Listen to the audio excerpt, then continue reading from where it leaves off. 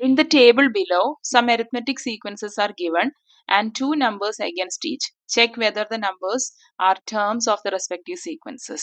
അപ്പോൾ ഇവിടെ സീക്വൻസ് തന്നിട്ടുണ്ട് 12, 23, 34.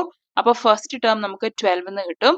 Common difference second term minus first term 23 minus 12. So നമുക്ക് ഇവിടെ 11 എന്ന് കിട്ടും.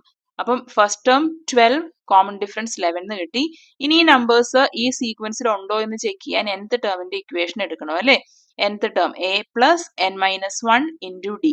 അപ്പോ a എന്ന് പറയുന്നതോ nth term of the sequence a എന്ന് പറയുന്നത് 12 plus n minus 1 into D എന്ന് പറയുന്നത് 11. ഇതാണ് അല്ലെ കോമൺ ആയിട്ട് ഈ ജനറൽ എക്സ്പ്രഷൻ ചോദിച്ചാല് ഇങ്ങനെയല്ലേ നമ്മൾ എഴുതാറ്. nth ടേമിന്റെ ഇക്വേഷൻ തന്നെ എടുത്താൽ മതി.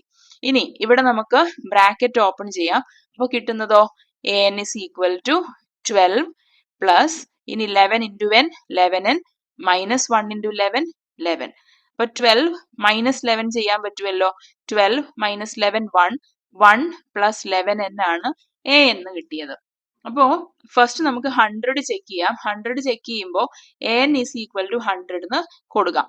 അതായത് anന്റെ എക്സ്പ്രഷൻ ഇപ്പൊ നമുക്ക് വന്നത് 1 plus 11n is equal to 100 എന്ന് സബ്സ്റ്റിറ്റ്യൂട്ട് ചെയ്യാം. ഇനി ഇതിനകത്ത് n ആണ് നമുക്ക് ചെക്ക് ചെയ്യേണ്ടത്. അപ്പൊ 1 എടുത്ത് റൈറ്റ് സൈഡിലോട്ട് മൂവ് ചെയ്യണം അല്ലെ. 1ന്റെ ലെഫ്റ്റ് സൈഡിലെ ജോലി അഡീഷൻ ആയിരുന്നു, റൈറ്റിലോട്ട് പോകുമ്പോൾ സബ്ട്രാക്ഷൻ ആവും. അപ്പൊ 11n is equal to 100 minus 1 അതായത് 99. അപ്പോൾ 11n ഈസ് ഈക്വൽ ടു 99 എന്ന് വന്നു. ഇനി നമുക്ക് n കിട്ടണമെങ്കിൽ 11 ഇവിടുന്ന് റൈറ്റിലോട്ട് കൊണ്ടുപോകണം. 11 ഇവിടെ മൾട്ടിപ്ലൈഡ് ആണ്, അങ്ങോട്ട് പോകുമ്പോൾ ഡിവിഷൻ ആവും. അപ്പൊ 99 ഡിവൈഡ് ബൈ 11 അതായത് 9. അതായത് 9th term of this sequence ആണ് ആര് 100 ആണ്. ഓക്കെ, അപ്പൊ ഇവിടെ ആൻസർ യെസ് എന്നാണ് വരുന്നത്. ഇനി ഇതേ സീക്വൻസിൽ തന്നെ 1000 ഉണ്ടോ എന്ന് ചെക്ക് ചെയ്യണം അല്ലെ. അപ്പോഴും anന്റെ എക്സ്പ്രഷൻ എടുക്കാം. an is equal to 1000 എന്ന് കൊടുക്കാം. anന്റെ expression 1 plus 11n is equal to 1000 എന്ന് കൊടുക്കാം. അപ്പൊ 11n is equal to 1 അങ്ങോട്ട് പോകുമ്പോൾ സബ്ട്രാക്ഷൻ ആവും. So 1000 minus 1 999. ഇപ്പൊ n is equal to കിട്ടണോ, അതായത് 11n is equal to 999. n കിട്ടണമെന്നുണ്ടെങ്കിൽ 999 ഡിവൈഡഡ് ബൈ 11. ഇത് ശരിക്കും ഡിവിസിബിൾ അല്ല, നോട്ട് എ ഹോൾ നമ്പർ.